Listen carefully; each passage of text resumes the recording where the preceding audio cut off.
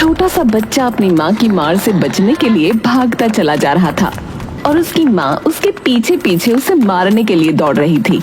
रुक जा बदमाश, अभी बताती हूँ तुझे। जब देखो तब सारे गमले तोड़ देता है। अरे माँ, मैं तो बस खेल रहा था। ऐसा कौन सा खेल होता है जिसमें तू सारे गमले तोड़ता फिरता है?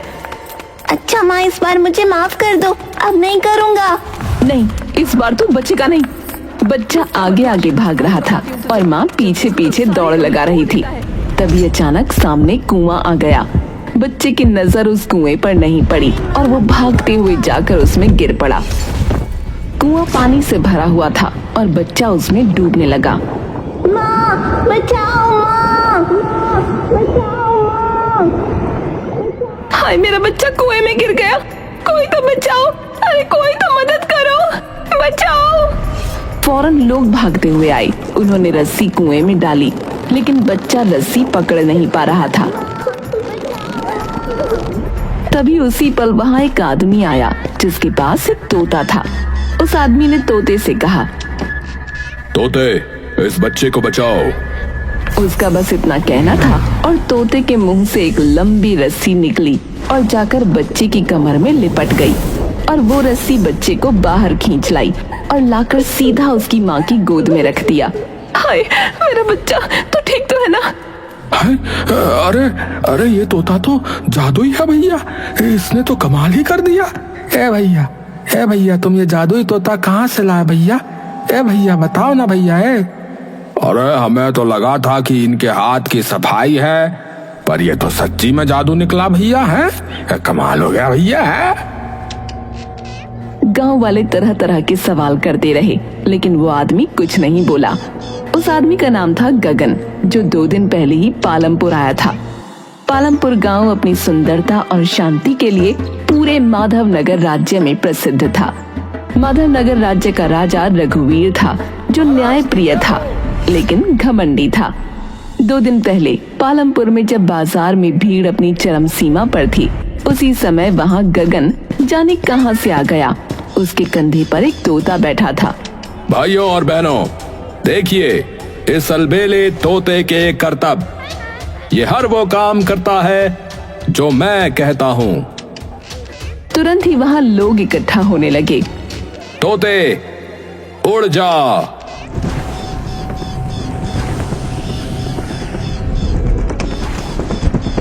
अरे बाप रे, है? अरे देखा भैया, अरे इतनी तेजी से उड़ रहा है कि दिख ही नहीं रहा है भैया। है तोते, अब जाकर उस बुजुर्ग के सर पर बैठ जा। तोता बिजली की तरह गया और एक बुजुर्ग के सर पर बैठ गया। अरे मैया, अरे का कमाल का जादू है भैया। अरे भैया, अरे तो सच में जादू है। अरे वाह वाह, क्या जादू, कमाल का जादू भैया। भैया, कमाल का जादू। हाँ तो भाइयों बहनों, अब किसी का भी रुमाल ले आइए, मैं उसे तोते से ढूंढवाऊंगा। एक औरत ने अपना रुमाल गगन को दिया। गगन ने उसे भीड़ में किसी से छुपाने को कहा। तोते, अब जाकर ढूंढ इस रुमाल को। तोता जमीन के बहुत करीब उड़ने लगा और कुछ ही पलों में वो रुमाल लेकर वापस आ गया। अरे भैया, ये तो बहुत ही कमाल की चीज है भैया, एकदम धमाल हो गया भैया, एकदम कमाल हो गया है। अरे क्या देख लिया मेरी आंखों ने आज। ए भैया, ये बात तो जो है राजा जी को बतानी चाहिए। हाँ, इस चमत्कारी तोते के विषय में तो भैया हर जगह पता होना चाहिए भैया, राजा जी को तो खास कर। गगन दिन भर करतब दिखाता, लोग उसे पैसे देते। लोग कहते ये कोई आम तोता नहीं, लेकिन असली सनसनी तब मची जब इसी तोते ने उस बच्चे की जान बचा ली। और फिर, महाराज, पालमपुर में एक बहुत अनोखी खबर आई है। एक आदमी का तोता लोगों को बचाता है, जादू करता है। क्या कहा? जादू? तुरंत बुलाओ उस व्यक्ति को मेरे दरबार में।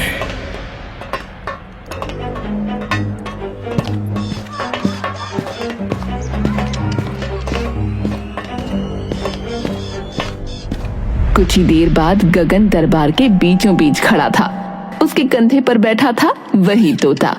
हाँ तो महाशय, कौन हो तुम? मैं तो एक आम किसान हूं महाराज। किसान? सुना है तुम्हारे पास कोई जादुई तोता है? जी महाराज, ये तोता मेरी हर बात मानता है। अच्छा, तो इससे कहो कि मेरी बात माने। मुझे इससे एक कार्य लेना है। गगन तोते के कान में कुछ फुसफुसाता है और फिर राजा से कहता है, महाराज, अब आप जो चाहे कह सकते हैं। तो तोते सुनो, मैं चाहता हूं कि मेरे राज्य में इतना धन हो जाए कि लोगों के पास रखने की जगह न बचे। लेकिन कुछ नहीं होता। ये क्या धृष्टता है? तूने इससे कुछ कहा भी था या नहीं?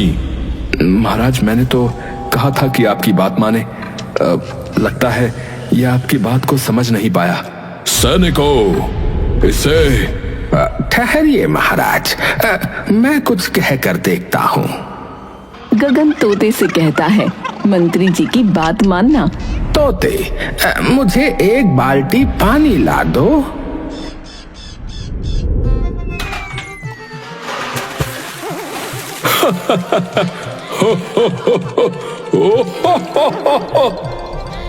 महाराज, लगता है ये तोता भी हास्य रस से भरपूर है। ये क्या बेहूदगी है मंत्री जी? महाराज, इसने वही किया जो मैंने कहा। पानी तो ला दिया, लेकिन कोई बाल्टी इसे पकड़ने को नहीं दी गई थी, तो इसने मेरे ही ऊपर डाल दिया। तो बात ये है कि ये तोता केवल वही करता है जो व्यावहारिक हो। क्षमा चाहूंगा महाराज, पर आपने जो भी मांगा था वो इतना अजीब था कि वो अगर कर देता तो पूरा राज्य तबाह हो जाता महाराज। इसका अर्थ यह है कि ये तोता मात्र जादुई ही नहीं, अपितु बुद्धिमान भी है।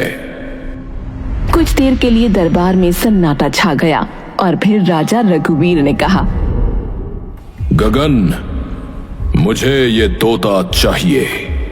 ऐसा अद्भुत प्राणी मेरे दरबार में होना चाहिए, ना कि किसी दरिद्र किसान के पास। महाराज, क्षमा करें, लेकिन ये तोता मेरा साथी है। इसे मैं किसी को नहीं दे सकता, चाहे वो फिर स्वयं महाराज ही क्यों ना हो। मूर्ख, क्या कहा? तूने मुझे मना किया। जानता है मैं जो चाहता हूं वो लेकर ही रहता हूं। अगर तूने इसे नहीं दिया तो? महाराज, आपने थोड़ा संयम। चुप रहो मंत्री। इस फूल का दंड इस मूर्ख को मिलकर रहेगा। परंतु महाराज, ये तोता मेरा है। हमें ज्ञात है, परंतु अब ये मेरा होगा। राजा आगे कुछ कहता उसके पहले ही एक अजीब सी हलचल मची। अचानक कुछ घुड़सवार लोग तेजी से अंदर आए। रुको गगन, तुम्हें हमारे साथ चलना होगा। तुम लोग कौन हो? मुझे क्यों ले जाना चाहते हो? महाराज, यह आदमी एक चोर है। इसने गंगापुर के सबसे धनी किसान जीवन जी का जादुई तोता चुराया है। क्या तुम लोग सत्य कह रहे हो? झूठ, सरासर झूठ। मैंने कोई चोरी नहीं की। ये तोता मुझे जंगल में प्राप्त हुआ था। मैं घूमता रहता हूं, वहीं से मिला। इन लोगों को रोको। बिना प्रमाण के कोई आरोप नहीं माना जाएगा। जीवन को दरबार में प्रस्तुत किया जाए अभी। पर महाराज, वो गांव के सबसे धनी किसान हैं, वो कहीं नहीं जाते।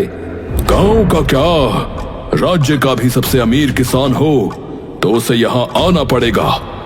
कदाचित तुम भूल कर रहे हो, मैं इस राज्य का राजा हूं, और एक और शब्द तुम्हारे मुंह से निकला तो मैं तुम्हें कारावास में डलवा दूंगा। वो लोग डर कर फौरन भाग गए और जीवन को लेकर हाजिर हुए।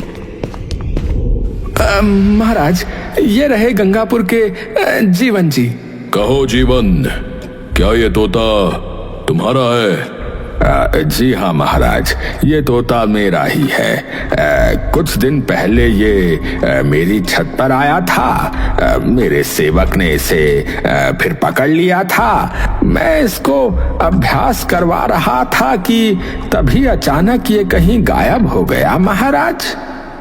झूठ, ये तोता जंगल में मुझे मिला और तुम कह रहे हो कि छत पर आकर बैठ गया। वाह वाह वाह वाह। तो हाँ, तो और क्या, आ नहीं सकता। और तुम्हारे पास क्या सबूत है कि जंगल में ही ये तुम्हें मिला?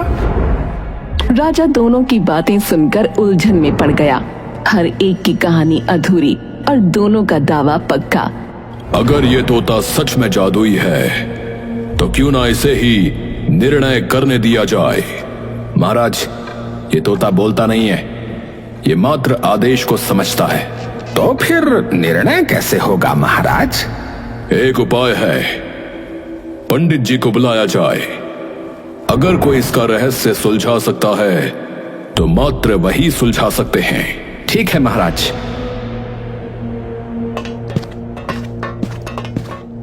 महाराज, आपने बुलाया? प्रणाम पंडित जी। जी, हम इस तोते का भूतकाल देखना चाहते हैं और कौन इसका असली स्वामी है हमें ये जानना है। ठीक है महाराज, आप कृपया एक परात, गंगा जल और थोड़ा सा चंदन मंगवाइए।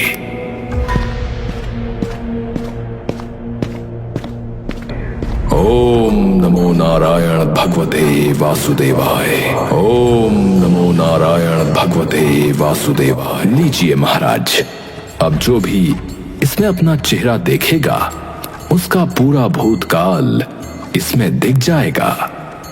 सेनापति, तोते को परात के ऊपर ले जाकर उसे इसका प्रतिबिंब दिखाइए। सेनापति ने धीरे धीरे तोते को उठाया और परात के ऊपर लाया। दरबार की रोशनी धीमी पड़ने लगी, पानी में लहरें उठी और अचानक सबकी आंखें फटी की फटी रह गईं, क्योंकि उसमें एक आदमी दिख रहा था। अरे ये क्या है? ये तो आदमी है। हाँ? ये गलत है, इसे बंद करो। हाँ, बंद करो, बंद करो। पंडित जी, ये क्या हो रहा है? हमने तोते का भूतकाल मांगा और इसमें एक व्यक्ति की छवि दिख रही है। अवश्य कुछ गड़बड़ हुई है। नहीं महाराज, मेरी पूजा विधि और मंत्रों में कोई गड़बड़ नहीं हो सकती। आप देखते जाइए, अभी सब सत्य पता चल जाएगा। सब गौर से उस परात में देख रहे थे। ये तो गगन जैसा नहीं दिख रहा। फिर कौन है ये? ये चेहरा गगन, तुम इसे जानते हो? महाराज, ये मेरा दोस्त श्याम है। अब जल की परछाई में बीते समय की घटनाएं उभरने लगीं। एक पुरानी झोपड़ी, एक गहरा जंगल और 3 चेहरे, गगन, जीवन और श्याम। गगन, मैंने एक सिद्धि प्राप्त की है, एक ऐसी विद्या जिससे मैं एक ऐसा तोता बना सकता हूँ जो किसी भी आदेश को मान लेगा और जो हवा से भी तेज गति से उड़ेगा। परंतु एक शर्त है। क्या शर्त है? किसी को पता नहीं चलना चाहिए और एक नर बलि देनी होगी। क्या नर बलि? हाँ, सुनो, तुम शाम को ले आओ। है वो सीधा साधा है और उसे कुछ पता नहीं चलेगा। हाँ। ठीक है, शाम हमारा ही तो है।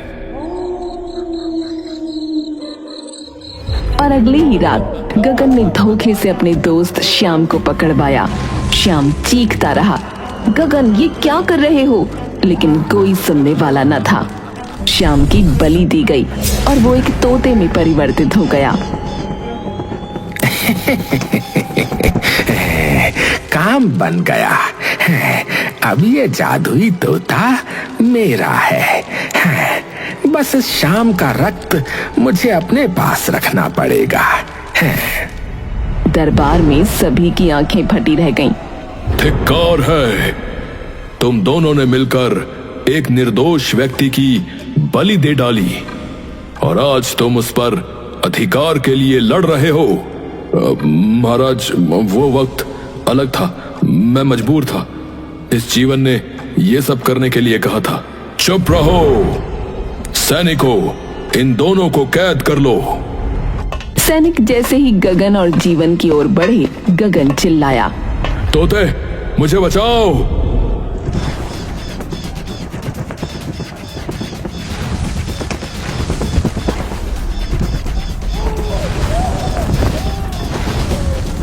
हे भगवान, ये तोता है या गरुड़? अरे अरे भैया भागो। हे भगवान, ये तोता तो गगन के वश में है और जब तक शाम का रक्त इसके पास है तब तक ये गगन के वश में ही रहेगा। कहाँ है वो रक्त? शाम का रक्त एक काली पोटली में बंधा हुआ है, गगन की कमर में है। सारे फसाद की जड़ वही है महाराज। बस, अब बहुत हो चुका। तोते, इन सबको दरबार से बाहर फेंक दो। आज से इस राज्य पर मेरा शासन होगा। तोते ने हवा में चक्कर लगाया, फिर जोर से चीखा और उसी पल एक भयंकर आंधी चली। दरबार के सारे दरवाजे खुल गए और सब उड़कर बाहर जा गिरे। राजा, मंत्री, सेनापति, सभी दरबारी। मैं अब भी राजा हूँ। मैं अपना राज्य ऐसे कैसे छोड़ दूं? महाराज, अब कुछ नहीं बचा। वो तोता वो कोई सामान्य प्राणी नहीं है महाराज। अब कुछ नहीं किया जा सकता। ऐसे कैसे नहीं किया जा सकता? कुछ ना कुछ करना होगा और तुम्हें ही सोचना होगा, क्योंकि ये सब तुम्हारा किया धरा है। और ये मत सोचना कि तुम्हें इसका दंड नहीं मिलेगा। दंड तो तुम्हें मिलकर ही रहेगा।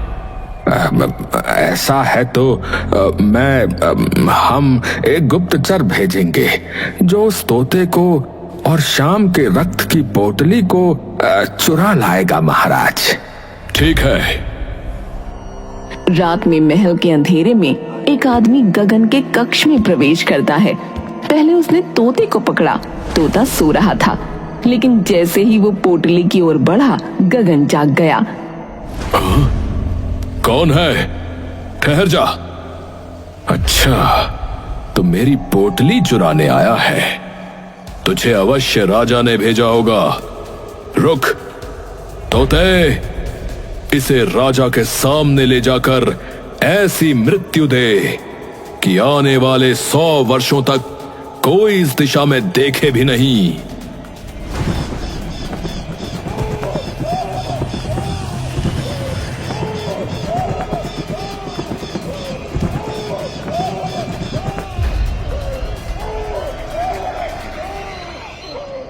हे भगवान, अरे वो उसे जला रहा है।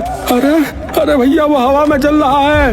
हे राम राम राम राम। अरे भैया, कोई तो बचाओ उसे। अरे जल गया भैया। हे भगवान, ये क्या हो रहा है?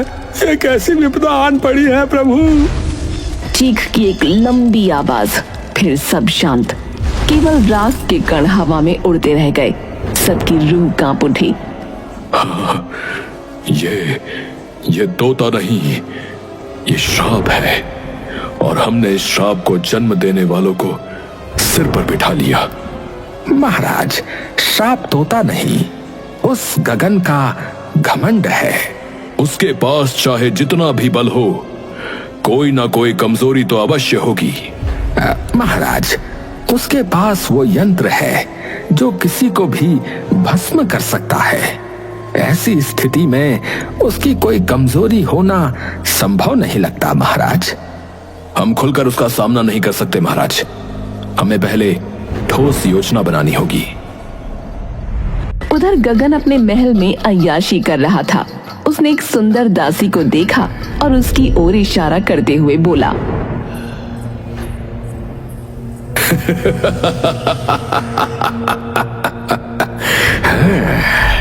अब तू मेरी है और आज से तू मेरी निजी सेवा में रहेगी। दासी सहमी हुई थी, कुछ न बोली। गगन उसे खींचते हुए अपने कक्ष में ले गया। किसी ने हिम्मत नहीं की कि उसे रोके। लेकिन अगली सुबह गगन की नींद टूटी तो बिस्तर खाली था। दासी गायब। वो दासी कहाँ गई? उसे दरवाजे की ओर कुछ आहटें सुनाई दी। राजा रघुवीर, मंत्री, सेनापति, जीवन और पूरा दरबार। तुम सब यहाँ क्या कर रहे हो? निकलो मेरे महल से। अब नहीं, अब तू गया गगन।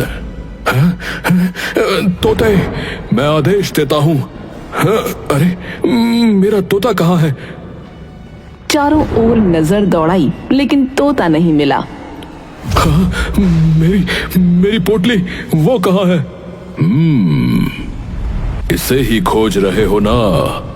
देख लो, अब ये हमारे पास है।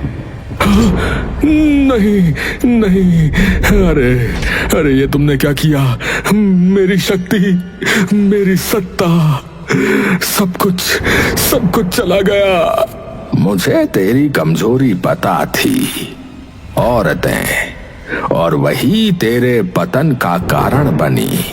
वो दासी जिसे तू अपनी समझ बैठा, वही तो मेरा भेजा हुआ जाल थी। सैनिकों ने तुरंत गगन को पकड़ लिया। वो चीखता चिल्लाता रहा। अरे नहीं, मैं राजा हूं, मुझे कोई नहीं रोक सकता।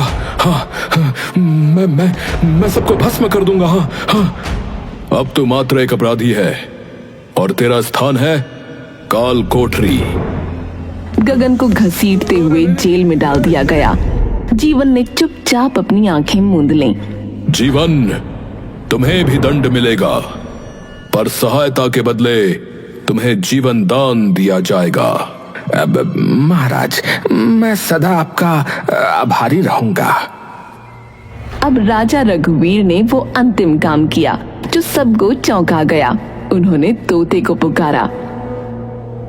हे ज्ञानी तोते, अब जब सब समाप्त हो गया है तो मैं तुम्हें आदेश देता हूं कि तुम बोलो, और मैं तुम्हें मुक्ति देता हूं कि तुम चाहो तो पुनः शाम बन सकते हो। राजन, शाम बनकर मैं कुछ नहीं कर पाया, लेकिन तोता बनकर मैंने बहुत कुछ किया। अब यदि मैं मानव बना तो मेरी सारी शक्तियां चली जाएंगी। कृपया मुझे तोता ही रहने दीजिए महाराज। मैं यूं ही आपके राज्य का सच्चा सेवक बना रहूंगा महाराज। तुम वास्तव में इस राज्य के रक्षक हो, तो ठीक है, आज से तुम इस राज्य के राजसभा पक्षी कहलाओगे, और तुम्हारे लिए यहां दरबार में एक विशेष आसन रहेगा। इस प्रकार न्याय और सत्य की विजय हुई और एक तोते ने दिखा दिया कि सेवा और बुद्धि शक्ति से कहीं अधिक मूल्यवान होती है।